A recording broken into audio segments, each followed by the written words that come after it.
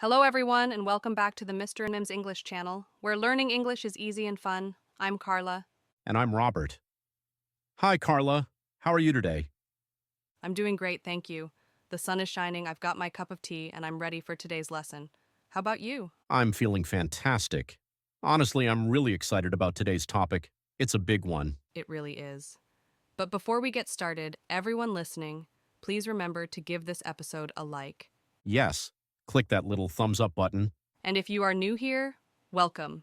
Please subscribe to our channel and share it with your friends. It helps us so much. Absolutely.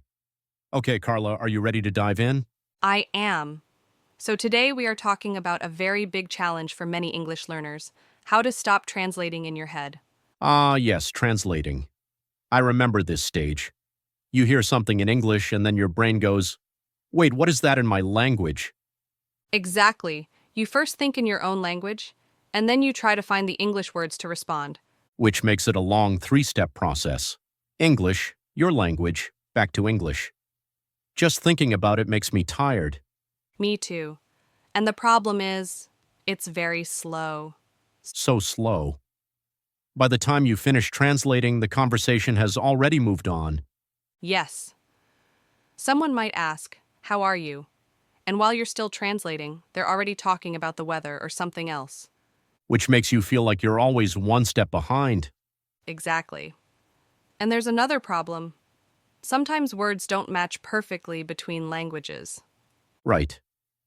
One word in English might have several meanings, or your language might not even have a direct translation for an English word. Which means, if you translate word for word, it can sound very strange, or even wrong. So the big takeaway, translating in your head is slow, it creates mistakes, and it makes conversations harder. Exactly.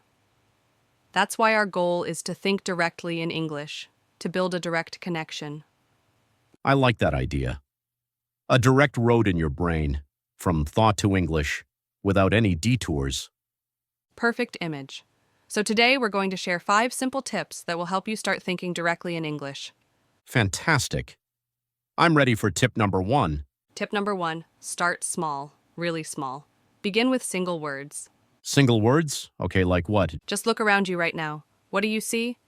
Let's see. I see my desk, my lamp, and I have a pen in my hand. Great. So instead of thinking of the pen in your own language, think only pen in English. Ah, so I see the object, and my brain says directly pen. Exactly. See the object, think the English word. Look at your door, look at the window.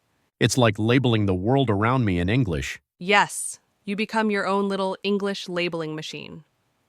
I like that. So I can walk through my kitchen and think, table, chair, cup, plate, fridge. Exactly. Do this just 5 minutes a day, and you're already building that direct connection. That's so practical.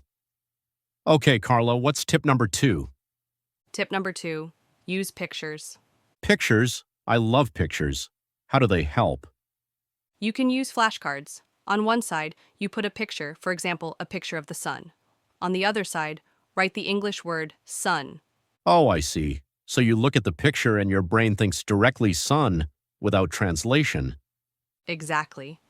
And you can use pictures for animals, food, objects, anything. A dog, a cat, an apple, a banana. I like that because pictures are universal. Everyone knows what an apple looks like. Right, so the picture becomes the trigger for the English word. No middle step. You could even make it a game. See how many flashcards you can name in 1 minute. Great idea. Games make learning more fun, and fun makes it easier to remember. Okay, so we've got single words and pictures, but what about sentences? Sentences are harder. Yes, and that brings us to tip number 3. Start with very simple sentences. How simple? Think about how you feel. For example, right now, are you happy? I am very happy right now. Perfect. You feel the emotion, and your brain thinks directly, I am happy. So no need to translate. Just feel it and connect it to the English phrase. Exactly. If you feel tired, think, I am tired. If you're hungry, think, I am hungry. My stomach makes a lot of noise, so I'll get good practice with that one. Me too. And you can also do this with actions. Like what? When you drink water, think, I drink water. When you open a door, I open the door. When you sit down, I sit down. That's like narrating my life in English. Exactly. You connect the action directly to the phrase. No translation. I see the pattern now. It's all about making direct links. Yes. It feels strange at first, but with practice, it becomes natural. All right, what's tip number 4? Tip number 4, watch and listen to a lot of simple English. Like this podcast? Definitely. But also things like cartoons for children. Cartoons? That's a fun idea. Why cartoons? Because they're visual. You see the characters moving, you hear the simple language, and you watch the actions match the words. Ah, so when a character says, "Look, a ball," you see the ball on the screen. Exactly. Your brain makes the connection naturally. That's clever. And songs too, right? Yes, especially songs for kids. For example, songs with actions. Head, shoulders, knees, and toes. You hear the words, you see the actions, you do the movement. Which makes it easier to remember, and it doesn't even feel like studying. Exactly. Just 10 to 15 minutes of cartoons or songs each day can really help. Okay, these tips are amazing. But here's the real question. Is it easy to stop translating? Great question, Robert. And that brings us to tip number 5. Be patient. Be patient? Yes. Learning to think in English is like learning to walk. At first, you fall, you make mistakes, it feels difficult. Right, you don't just wake up one day and run a marathon. Exactly. It takes small, consistent steps. So if I catch myself translating, I shouldn't say, "Oh, I'm terrible at English." No, instead say, "Oops, I translated. Let me try again." Be kind to yourself. That makes sense. Mistakes aren't failures, they're part of the process. Yes, mistakes are our teachers. Every mistake shows you what you need to practice more. I like that. So the key is small victories every day. Exactly.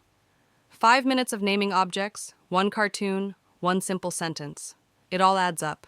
And over time, that direct road in your brain gets stronger. Thinking in English becomes faster and more natural. Yes, which means real natural conversations become possible. That's the goal for all our listeners, I think. To be able to listen and respond quickly, And it all starts with 1 word, 1 object. like my pen. I'm holding it now and just thinking, pen. Perfect. That's the beginning of real fluency. This was such a fantastic topic. Thank you, Carla. Thank you, Robert. And a big thank you to all of our amazing listeners for joining us today. Yes, thank you, everyone. We hope these tips help you on your English journey. Don't forget to subscribe to the Mr. English channel so you don't miss the next episode. And if you enjoyed this one, please share it with a friend. Sharing is caring. It really is. And before we go, we have a little question for you. Look around you right now. What do you see? Yes. Leave a comment below with 1 English word. Maybe it's a phone, a book, or a plant. We can't wait to read your answers. Okay, everyone, that's all for today. Keep practicing, and remember, be patient. Yes, you're doing a wonderful job. See you next time. Bye, everyone.